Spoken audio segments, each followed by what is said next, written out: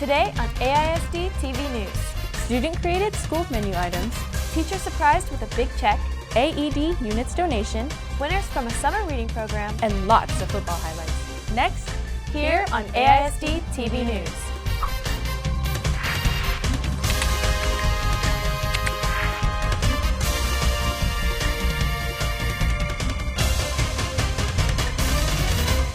Hello, and welcome to AISD-TV News for the week of September 12th. I'm Cammie Pratt. And I'm Tammy Ho. Wasn't it nice having last Monday off? It was. And before you ask, October 10th is our next day off. How'd you know? Yes, you are. So let's get started with our first story. Do you remember when the culinary arts students at Bowie whipped up some tasty dishes for Dr. Cavazos and Food Services Director David Lewis? Well, the meals were pretty impressive because a couple of them landed in every high school cafeteria across the district. The blackened chicken mozzarella po' boy was the first dish on the new and improved menu, and students were loving it because it sold out on the first day. We asked one of the student creators if she felt empowered by her dish. I do feel empowered.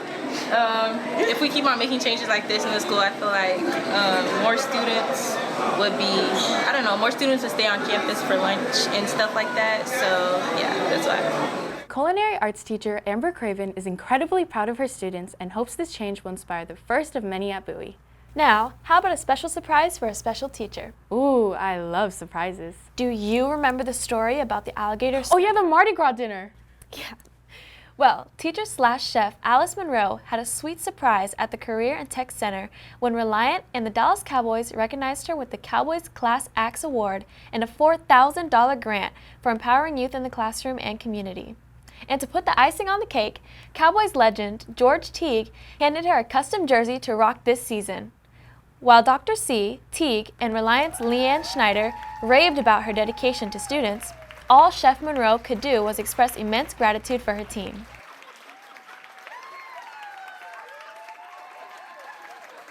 Huge thank you to my team, especially these last couple of days. I appreciate y'all. Monroe has been in the education field for 30 years, with 20 being in Arlington ISD. The veteran switched from special education to culinary arts and is all about connecting with her students. Congratulations, Chef Monroe. You deserve it. 5 lucky AISD employees won gift cards by participating in the AISD Library Services Department's Summer Reading Challenge. Employees had to read at least 10 books over the summer to qualify for the gift card drawing. The donated gift cards were handed out to 5 winners across the district. First up is Azay Igboye, a teacher at Bowie High School, Sandy Emerson, who teaches at Owsley Junior High, Albany Johnson, a teacher over at Goodman Elementary, Holly Willis, a math specialist for the district, and Victoria Clark, who works in human resources. Congratulations to all of the gift card winners. Be watching for a new reading challenge coming soon from Library Services. Preventing sudden cardiac arrest in youth is the goal of the Living for Zachary organization, which recently donated 26 automated external defibrillators, or AEDs, to our campuses. An AED is a portable medical device that analyzes the heart rhythm of a person in cardiac arrest and, if necessary, delivers an electrical shock to help reestablish an effective rhythm.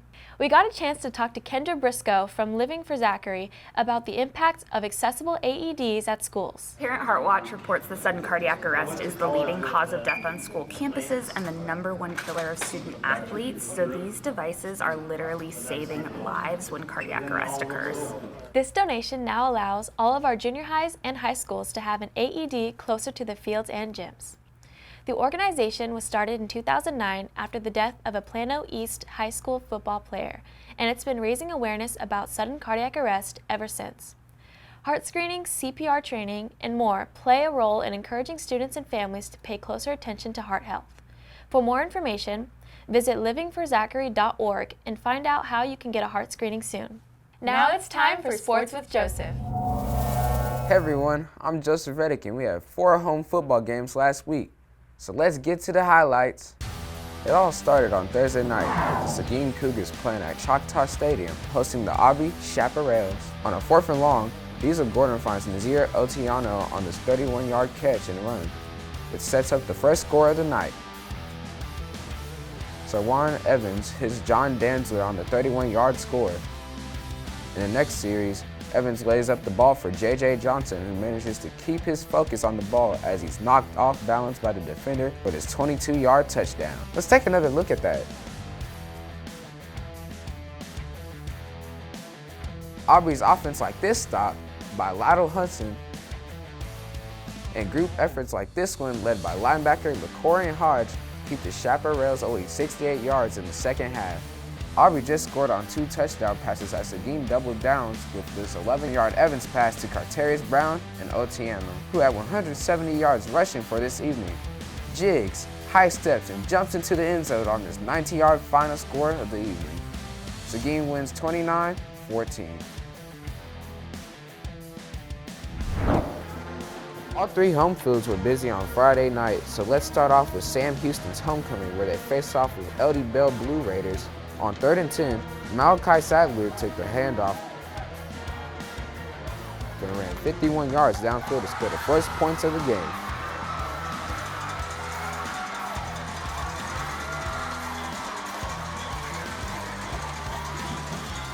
With under a minute in the first quarter, LD Bell's Grayson Ansel took the ball in from 37 yards out to tie up the score at 7. Neither team could score until on a 4th and 3 from Sam's 13-yard line. LD Bell's A.J. Rosen kicks a 30-yard field goal midway through the 3rd quarter. The game ended after a long march by the Texans, and with a nod to go for the win, Andre Salisbury fumbled the snap, lost the ball, and then lost the game as the final horn sounded.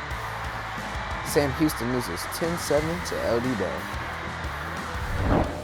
Over at Choctaw, the number 6 ranked team, Allen Eagles, scored first against the Martin Warriors on this KVO Sibley 16-yard run. The Warriors surprised the Eagles with Tristan Biddle hitting Jeremiah Charles on this first down play.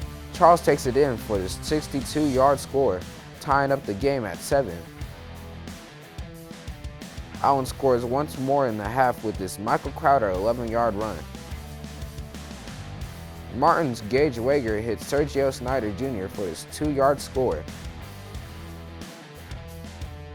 A 42-yard field goal from Mark Williamson brings the Warriors within 1 point of the Eagles. However, Allen wasn't done and scored 10 more points before the clock runs out.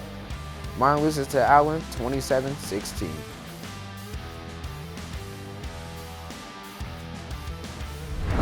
It's homecoming for Lamar in its first home game. Vikings' Robert Brown scored so fast against the Keller Central Chargers that we didn't get it.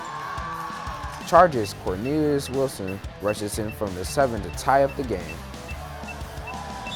In the second quarter, Jaden Peterson scoops up a fumble and races 45 yards for another score.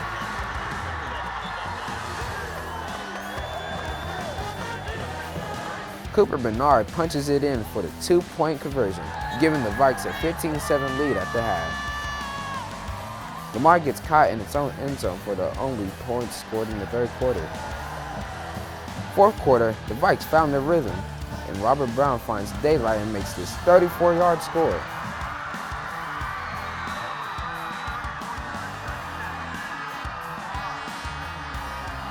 Lamar's gaining carry found his way to the end zone on this 45-yard run to seal the win for Lamar, which sent Keller Central home with the 27-9 loss and a nice homecoming win for the Vikes.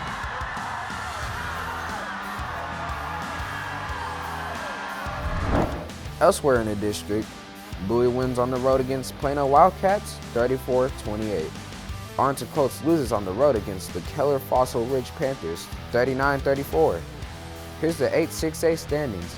Martin sits at the top with 2 wins and 1 loss, followed by Arlington, Bowie, and Lamar, who each have 1 win. They are followed by Sam and both Grand Prairie schools still looking for that first win. In District 5-5A, Everman and Midlothian Heritage both have 2 wins. Seguin, Corsicana, and Joshua have a win apiece.